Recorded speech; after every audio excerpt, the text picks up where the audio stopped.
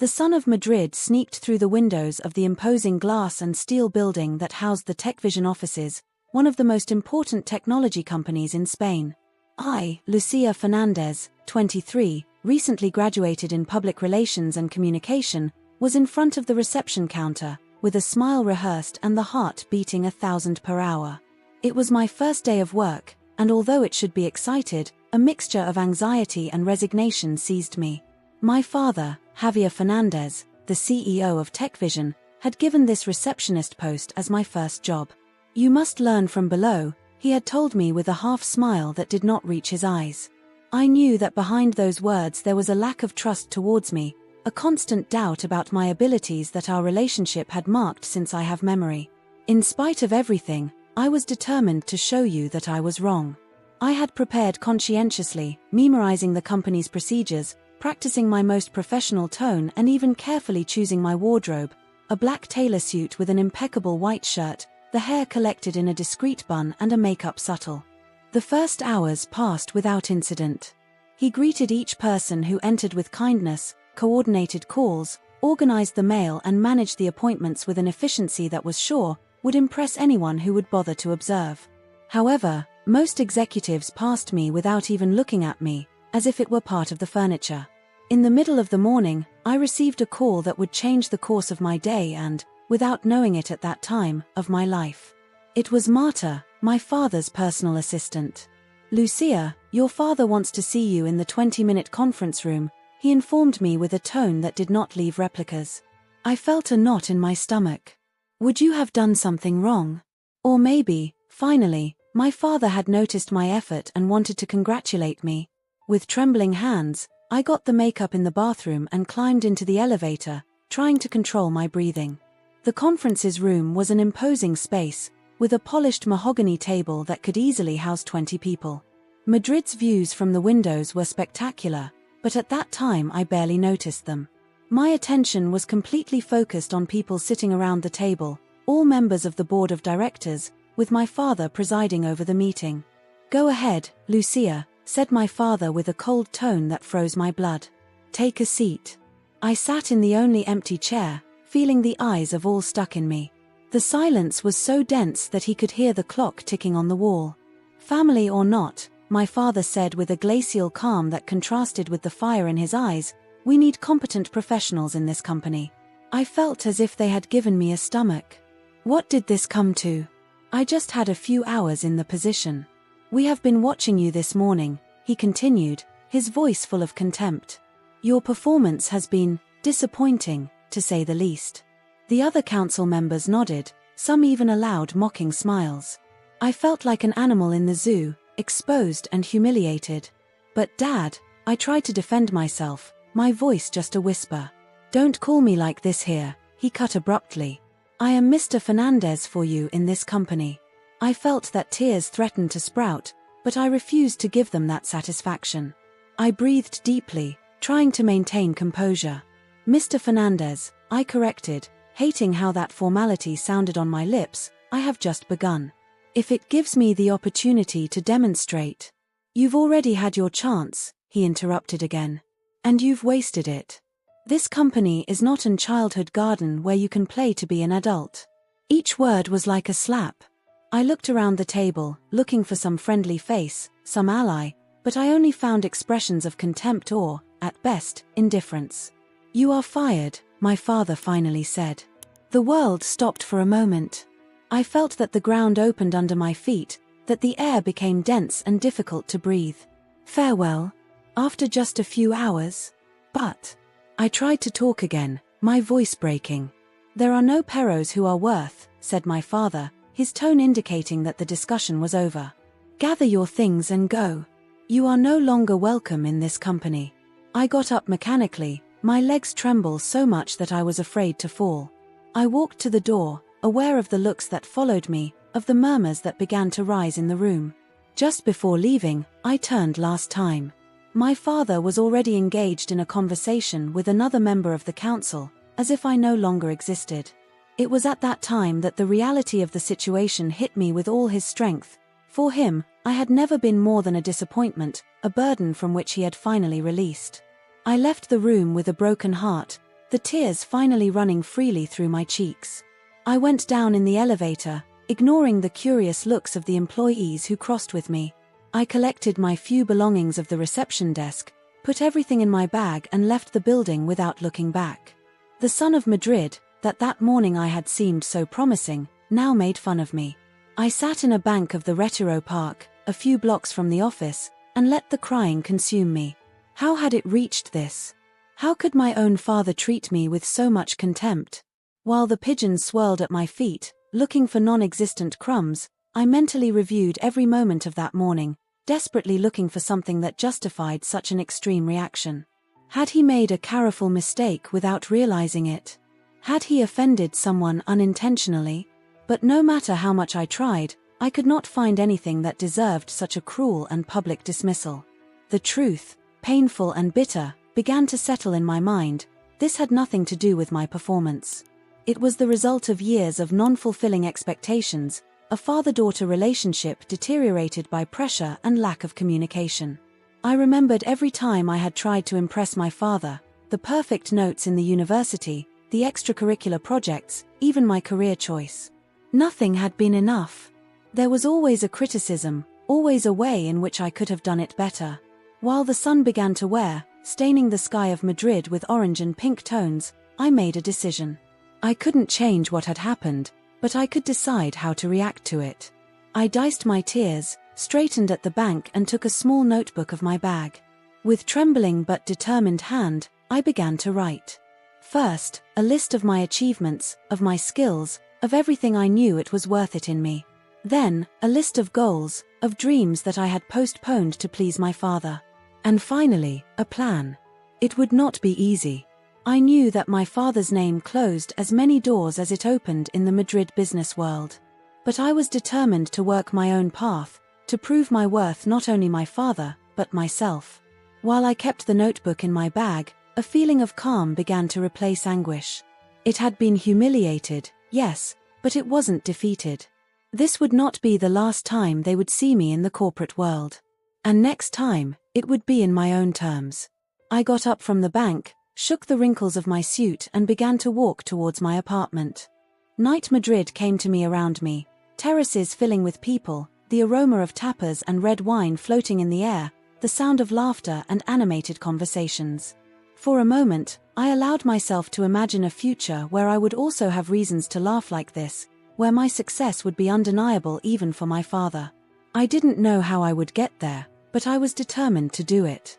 That night, while preparing to sleep, I looked at my reflection in the mirror.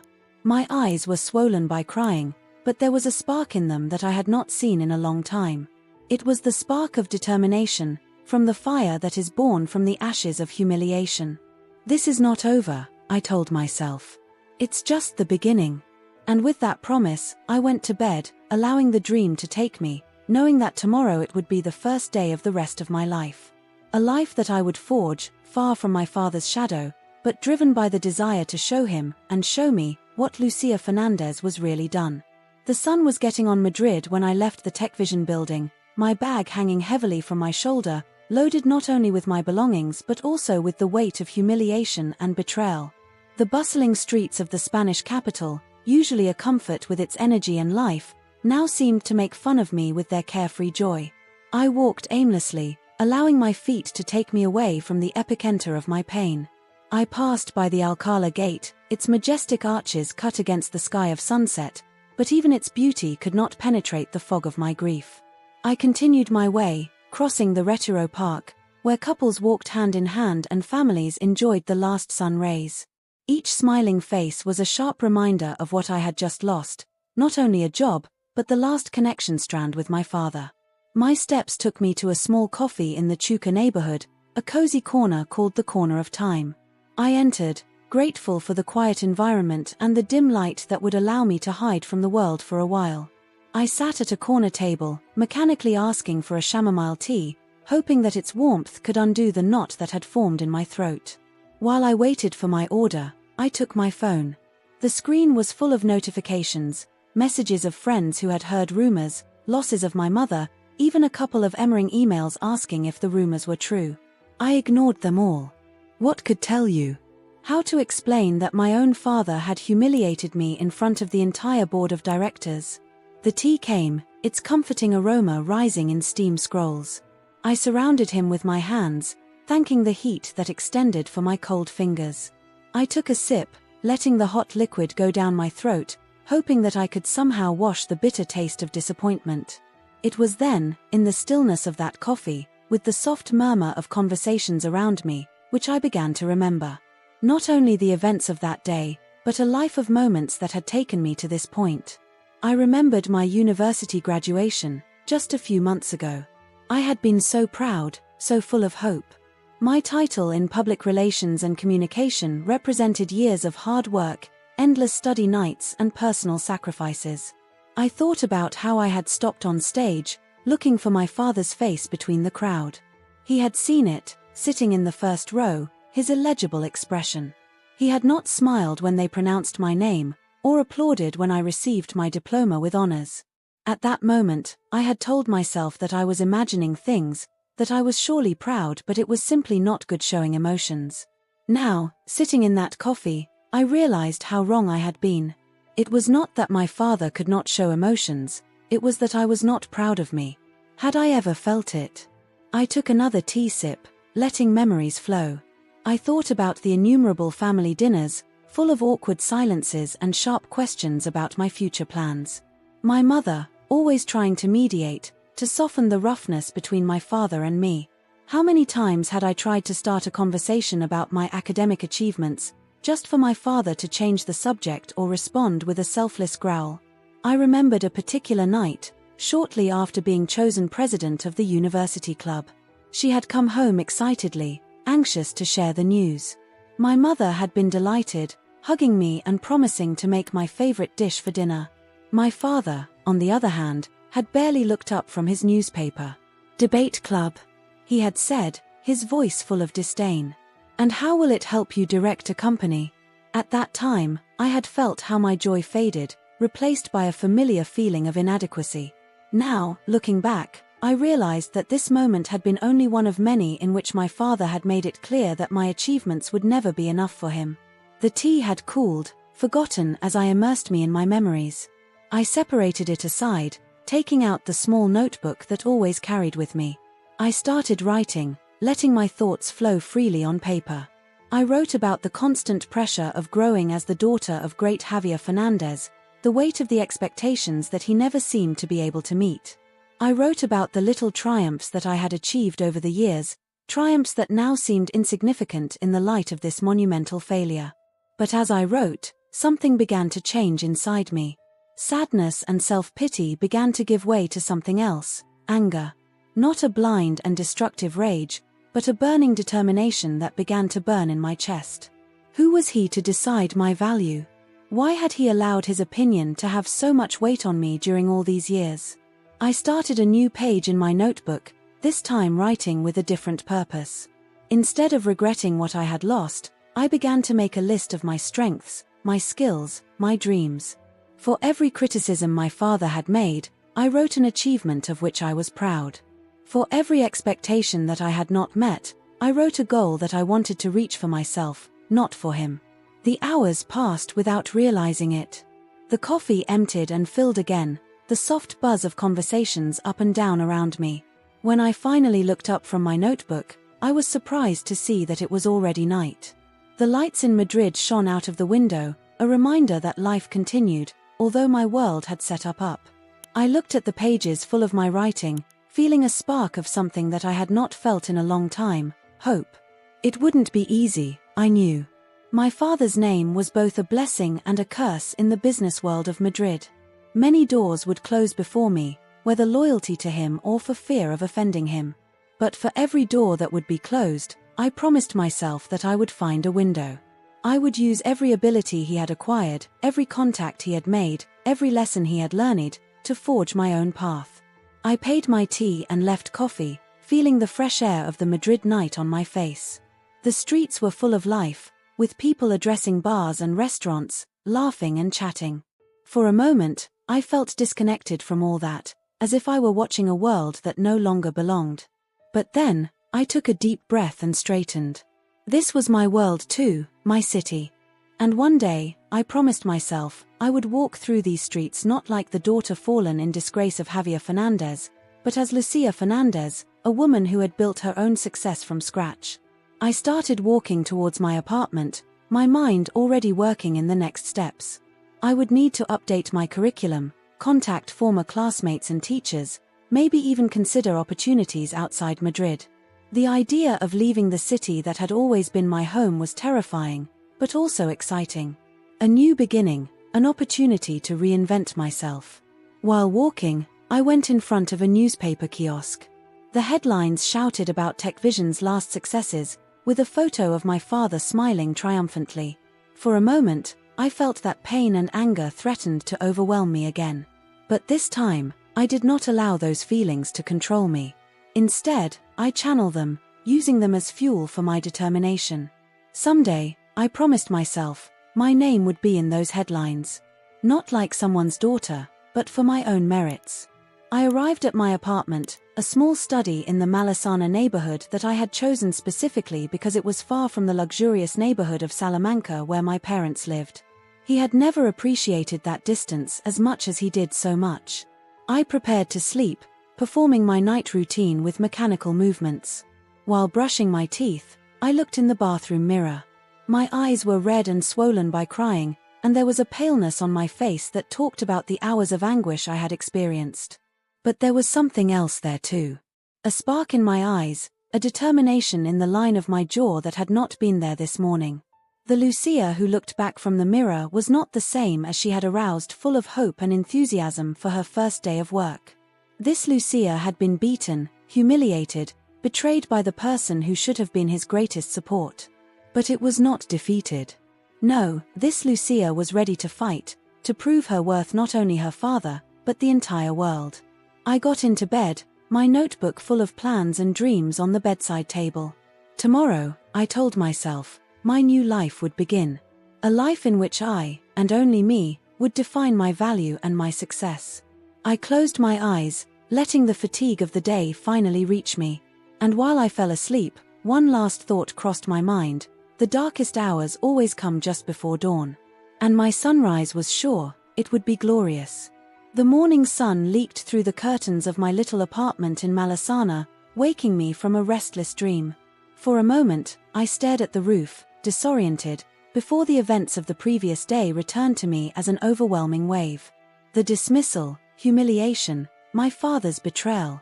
Everything was still fresh in my mind, as an open wound that refused to heal.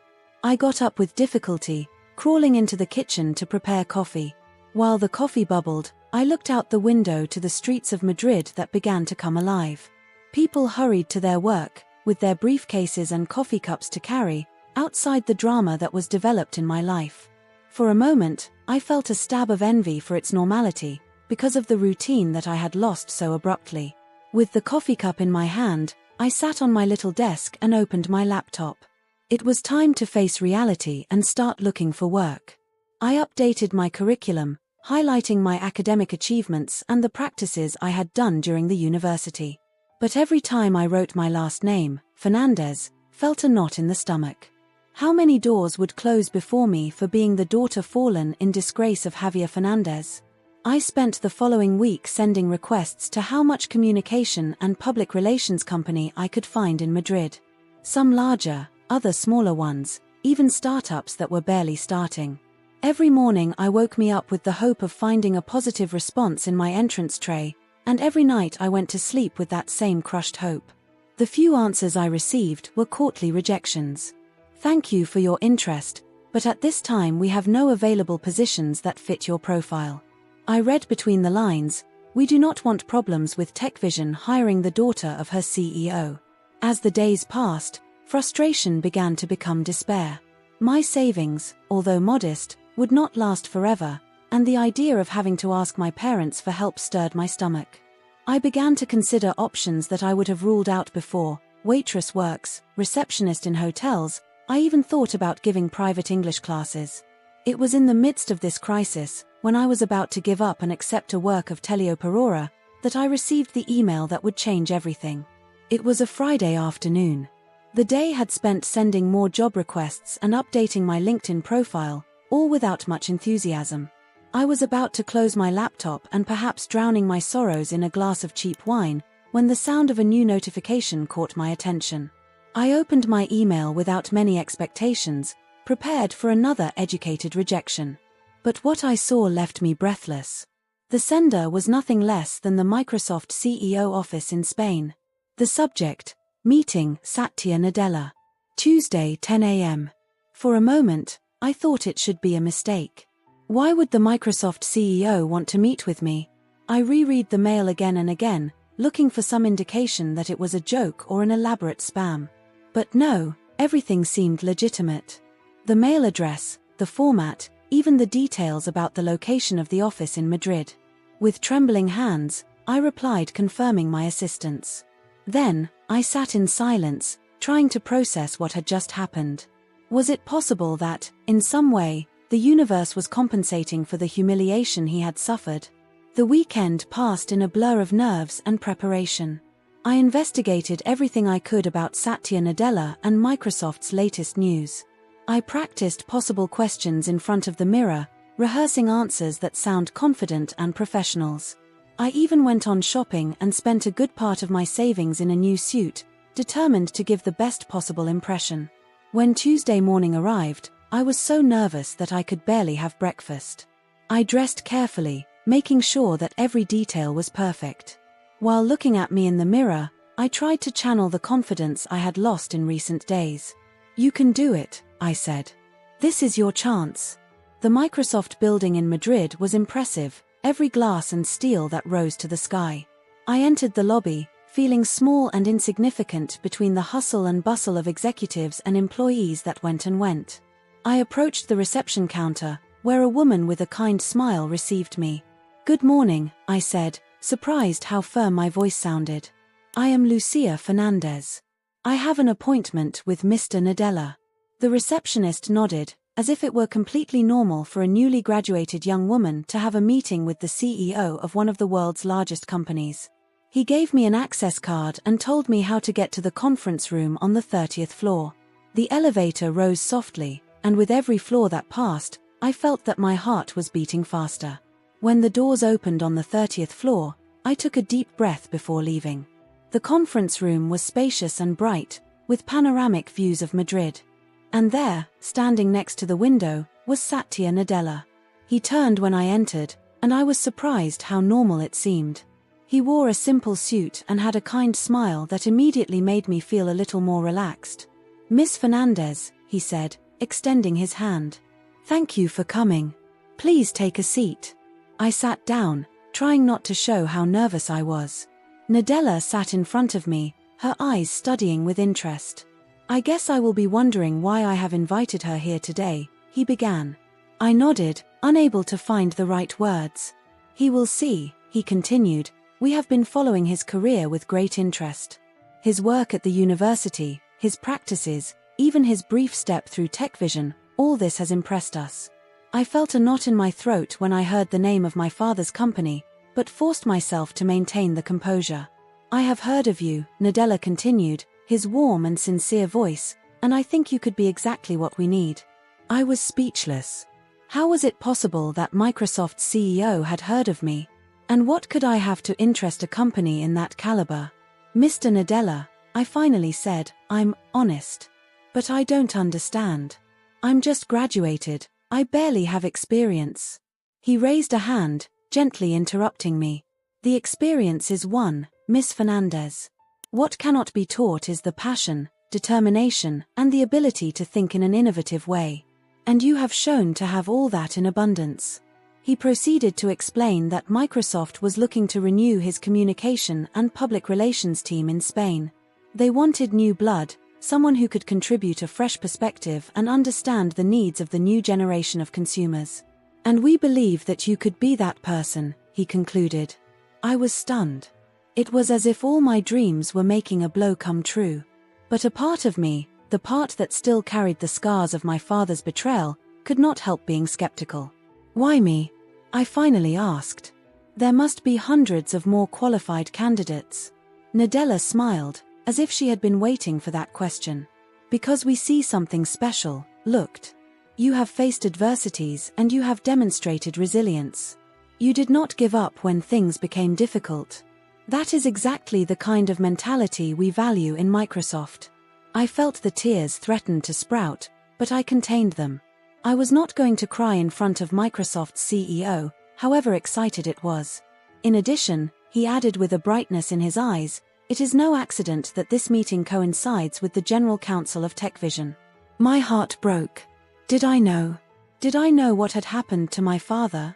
As if read my thoughts, Nadella continued, we are not interested in corporate power games, Lucia. We are interested in talent. And we believe you have a lot to offer. We spent the next hour discussing the details of the position they were offering me. It was a position in the Global Strategic Communication team, with the opportunity to work on projects that would have an international impact. The salary was more than I would have ever dreamed of winning so soon after graduating. When the meeting came to an end, I felt as if I was floating. Nadella accompanied me to the door, and before saying goodbye, he looked at me seriously. Think about it, Lucia, he said. This is an opportunity to demonstrate your worth, not only to us, but to yourself. And perhaps, he added with a knowledgeable smile, to those who doubted you. I left the Microsoft building feeling as a completely different person from the one I had entered. The sun of Madrid shone with more force, and for the first time in weeks, I felt that I had a purpose and direction. While I was walking back home, my mind circled with the possibilities that opened before me. This was not just a job opportunity, it was a chance to reinvent myself, to demonstrate my worth to the world and, most importantly, myself. And if in the process I managed to show my father how wrong he had been, well, that would be the icing on the cake. With a smile on my lips and head, I headed towards my future, ready to face any challenge that will be presented to me. The Lucia who had been humiliated and farewell no longer existed. Instead, a strong, determined and ready woman emerged to conquer the corporate world in its own terms. The weeks that followed my meeting with Satya Nadella spent in an activity whirlwind. I signed the contract with Microsoft, I moved to a new closer apartment to the offices and immersed myself fully in my new job. Every day I brought new challenges and opportunities, and I found myself flourishing in an environment that valued my ideas and enthusiasm. However, as the date of the General Council of TechVision was approaching, I felt a mixture of anxiety and anticipation growing inside me. I knew this would be the time to face my past and demonstrate how much I had grown in such a short time. The morning of the council dawned clear and brilliant in Madrid.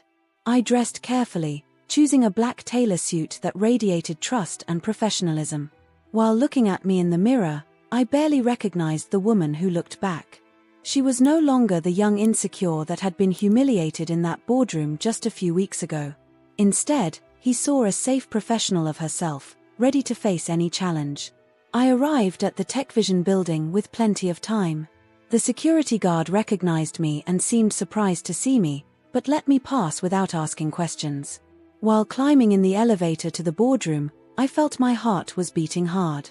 Not for fear, but in advance. When the elevator's doors opened, I found my father's face to face, my father's personal assistant. His eyes widened when he saw me. Lucia, what are you doing here? He asked, his voice a mixture of surprise and concern. I gave my most professional smile. I am here for the General Council, Marta. I have an invitation. Before I could respond, the doors of the boardroom opened and the council members began to enter. I could see the confusion in his faces when he saw me there, standing, as if he had never gone. I entered the room with my head up, ignoring the murmurs and the surprised looks. My father was at the end of the table, checking some papers. Quando levanto la vista y mi vio, su rostro pallidicio. What are you doing here? He asked, his voice a tense whisper. Before I could answer, the doors opened again and Satya Nadella entered the room. The silence that fell was absolute.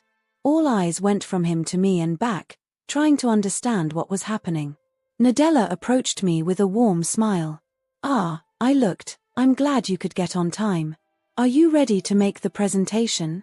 I nodded, grateful for his reassuring presence. Of course, Mr. Nadella. Everything is prepared. My father stood up, his face a confusion mask and something that seemed fear. What is happening here?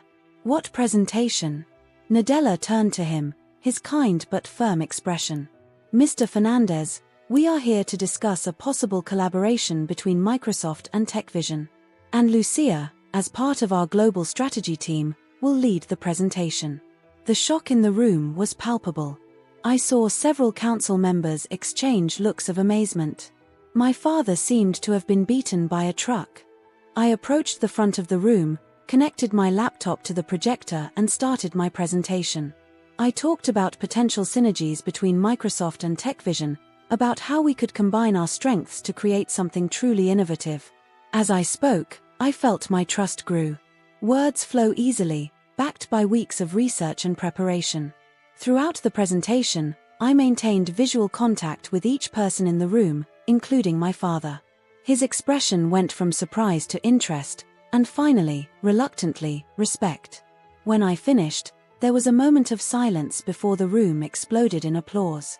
Nadella was the first to congratulate me, followed by several council members who approached with enthusiastic questions and comments. My father stayed in his seat, watching everything with an indecipherable expression.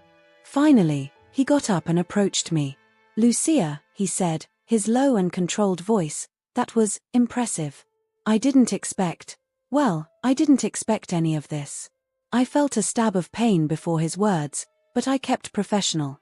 Thank you, Mr. Fernandez. I hope this presentation has demonstrated the value I can contribute, either to TechVision or any other company.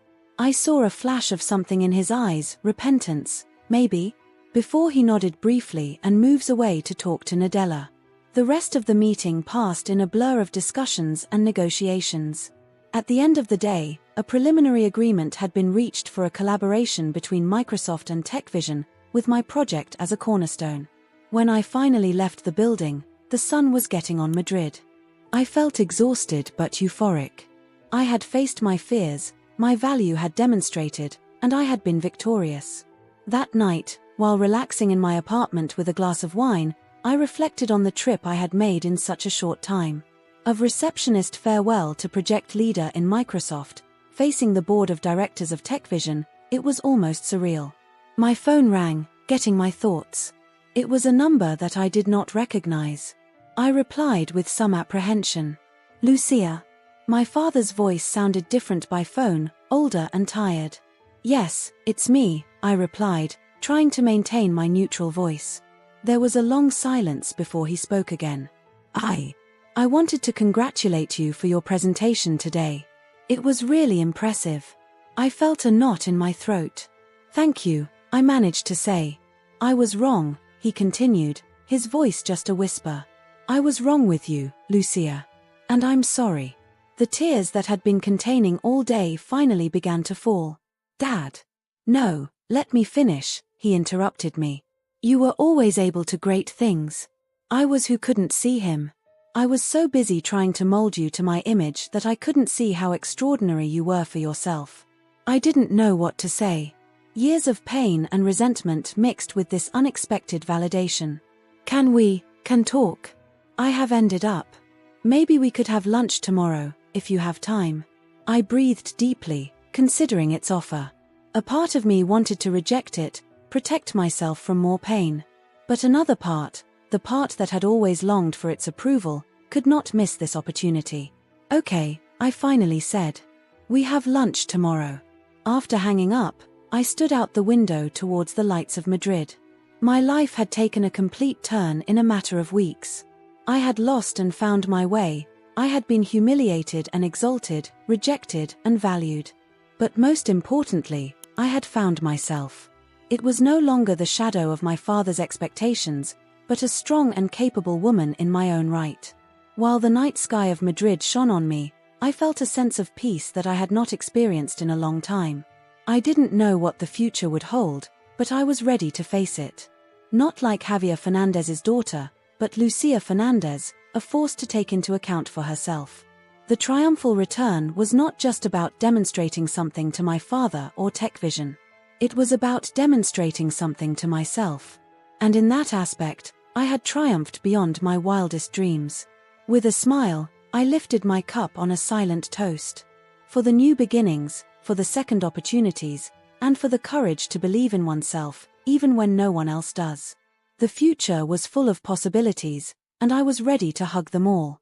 The morning sun leaked for the blinds of my new apartment in the Chambéry neighborhood, waking me gently. I stayed a few moments in bed, remembering the events of the previous day, my presentation in TechVision, the surprise on the faces of the members of the council, my father's call. Everything seemed a dream, but the reality of my new life began to settle. I got up and prepared for the day, carefully choosing my outfit. Today was not an ordinary day. I was going to have lunch with my father. The idea filled me with a mixture of emotions, anxiety, hope, and a touch of apprehension. What would this new dynamic among us be? I left my apartment and walked through the streets of Madrid, letting the bustle of the city envelop me. I went through the Plaza de Olivide, with its terraces already full of Madrid, drinking its mid-morning coffee. At another time, I would have joined them, but today I had a more important appointment. I arrived at the restaurant we had agreed, an elegant but discreet place in the Salamanca neighborhood. My father was already there, sitting at a table in the corner, his rigid posture betraying his nervousness. When he saw me, he got up awkwardly, as if he weren't sure how to greet me. "Lucia," he said, his voice a little hoarse. "I'm glad you came." "Hello, Dad," I replied, sitting in front of him. There was an awkward moment of silence while we both looked at the menus, although he doubted that either of them were really reading. Finally, after the waiter took our orders, my father spoke. I wanted to apologize again for everything that happened," he began, his eyes fixed in the water cup in front of him. "I didn't handle things well. I felt a stab in my chest." It was strange to see my father, always so safe and dominant, now struggling to find the right words. "No, you didn't," I replied gently. "I didn't want to be cruel, but I couldn't pretend everything was fine. You humiliated me in front of the entire board of directors. You made me feel that nothing was worth." I saw how he shrugged slightly before my words, but continued. "I know. And there is no excuse for it. I was wrong, Lucia. Terribly wrong." I took a sip of water, giving me time to process his words. "Why, Dad? Why did you do it?" He sighed deeply, passing a hand through grey hair. "I guess I was afraid.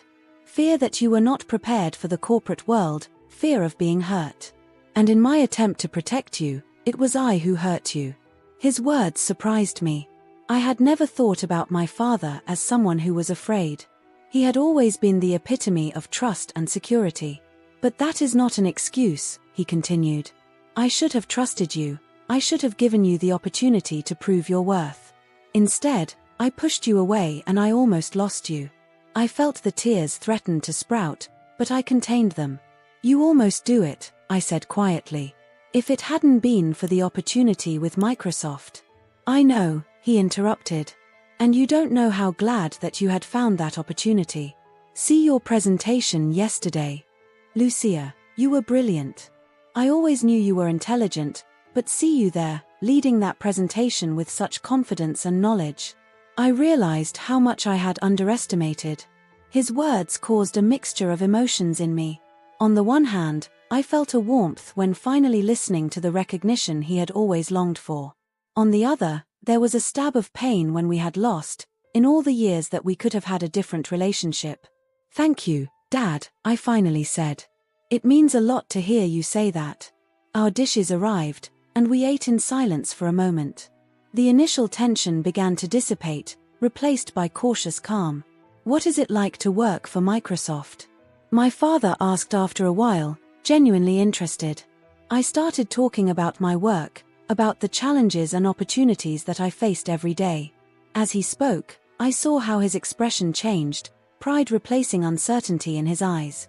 "It sounds like you really found your place," he said when I finished. I nodded. "I have done it. And, in a way, I owe it to you." He raised an eyebrow, surprised. "To me? But if I—" "Yes, what you did was wrong," I interrupted it. "But if you hadn't fired me, I would never have had the opportunity to demonstrate what I really can do. I would never have found the force I didn't know I had." I saw how his eyes were moistened slightly. "You are an extraordinary woman, Lucia. And I'm sorry I had so long to see him."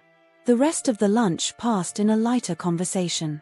We talked about my mother, about my brothers, about the changes in the company. It was strange, but pleasant, talking to my father like two adults, as the same. When it was time to say goodbye, there was a moment of doubt. A handshake. Hug. Finally, my father took a step forward and hugged me awkwardly. "I'm proud of you, Lucia," he murmured. "More than I can express." I felt that the tears that I had finally been containing were spilled.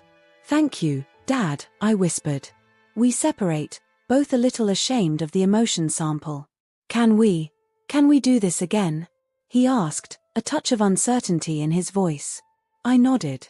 I would like that. While I was walking back to my apartment, I reflected on lunch. It had not been a complete reconciliation, nor a blur and new account. There were wounds that would take to heal, trust that would need to be rebuilt. But it was a beginning. The following days were an activity whirlwind. The news of the collaboration between Microsoft and TechVision had leaked to the press, and suddenly I found myself in the center of media care. Interviews, photo sessions, articles in business magazines. It was overwhelming, but exciting. One afternoon, while reviewing the last details of the project in my office in Microsoft, I received a notification on my phone. It was an article of one of the main business magazines in Spain. The headline said, "Lucia Fernandez, the new star of the Spanish tech." I read the article with a mixture of pride and humility. I talked about my career, how I had overcome adversity to become a key figure in collaboration between two technological giants. There was an appointment of Satya Nadella praising my work, and another of an anonymous source in TechVision that described me as an innovative force that is shaking the industry. At the end of the article, there was a statement that left me breathless. It was from my father. "Lucia has proven to be not only a brilliant executive, but also a visionary leader," the appointment said. "His success is the result of his own talent and determination. I am incredibly proud to call her my daughter and my colleague." I felt that tears came back to my eyes. It was a public validation, a recognition of my worth that I never thought I would receive from my father. But more than that, it was a sign that things were really changing among us. That night, while looking out the window of my apartment towards the skyline of Madrid, I reflected on the trip I had made. From the young insecure that had been fired from his first job, to the confident woman who now led international projects. It had been a difficult path, full of pain and challenges, but also of growth and discovery. My phone rang, getting my thoughts. It was a message from my father. "Family dinner this Sunday? Your mother is doing paella." I smiled and replied, "I will be there." While I kept the phone, I realized that this was the true victory. Not the owners, not professional recognition, but the opportunity to rebuild the relationships that really mattered. The silent confrontation was over. Instead, a new chapter began, one of mutual understanding and respect. And although I knew that the way ahead would not always be easy, I was ready to travel it, stronger and wiser than ever. The following months passed in an activity whirlwind. The collaboration between Microsoft and TechVision was in full swing, and I was in the center of everything. My days were full of meetings, presentations, and trips between Madrid and other European cities. He was exhausting, but incredibly rewarding. A Friday afternoon, while I finished reviewing some reports in my office in Microsoft, I received a call from Satya Nadella. "Lucia," he said, his warm voice even through the phone, "do you have a moment?" "Of course, Mr. Nadella," I replied, feeling a mixture of curiosity and nervousness. "I wanted to congratulate you personally for the success of the project. You have exceeded all our expectations." I felt a wave of pride. "Thank you, Lord. It has been teamwork." "Without a doubt," he continued, "but your leadership has been key. In fact, that's why I call you. We have a proposal for you." My heart broke. "A proposal?" "Yes. We want our new innovation center in Europe." I was speechless for a moment. It was an incredible opportunity, a huge step in my career.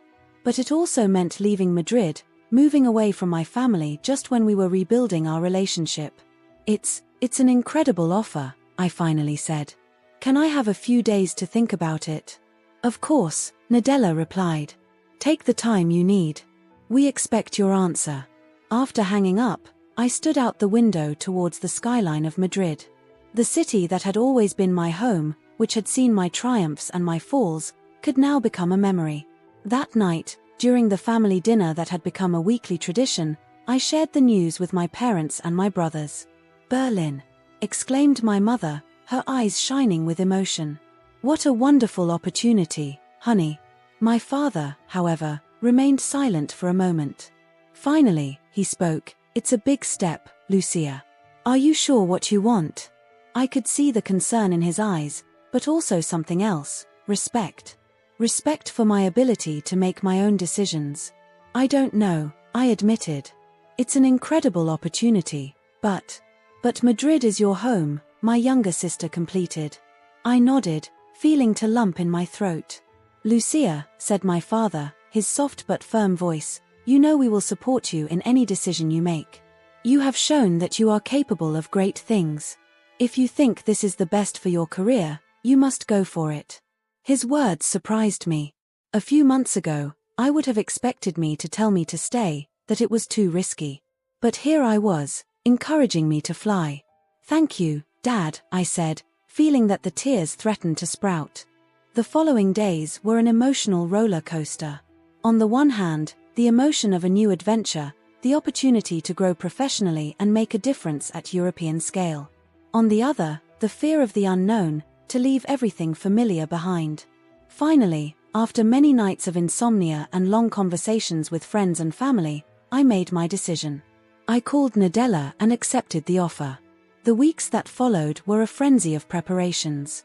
Find an apartment in Berlin, pack my things, say goodbye to friends and colleagues. But in the midst of all chaos, there was a moment that stood out. It was my last day at the Madrid office. I had spent the morning saying about my colleagues, picking up my things. When I returned to my desk after lunch, I found a note from my father asking me to pass through his office in TechVision before I left. With curiosity, I made the short journey to the TechVision building. The receptionist, the same one who had been there the day I was fired, greeted me with a warm smile. Mr. Fernandez is waiting for her, he said, telling me to go up. When I entered my father's office, I found him standing next to the window, looking towards the city.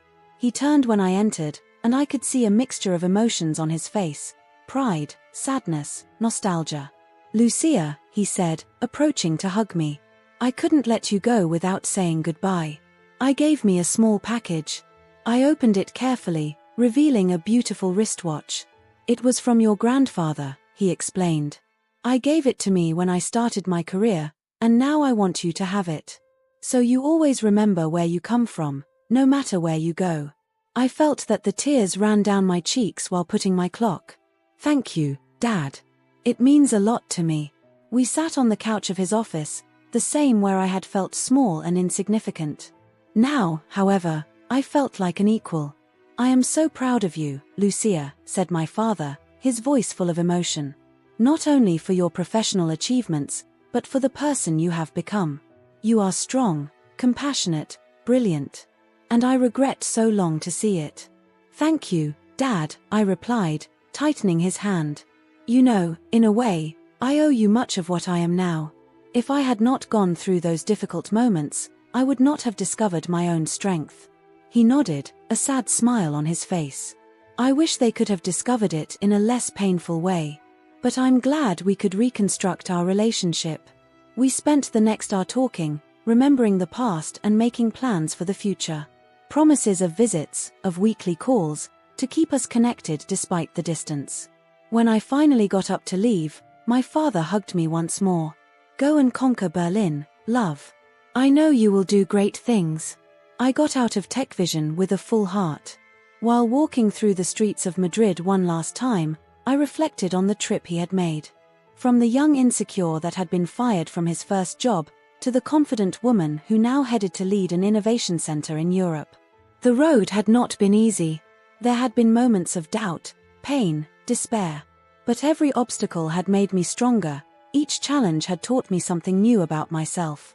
That night, while I finished packing my bags, I found the notebook where I had written my goals and dreams that night after being fired. I opened it, reading the words I had written with such despair and determination. Almost all the goals had been fulfilled, some of ways that I would never have imagined.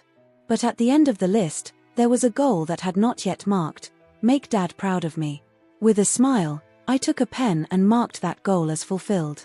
Then, on a new page, I started writing new goals, new dreams for this new stage of my life.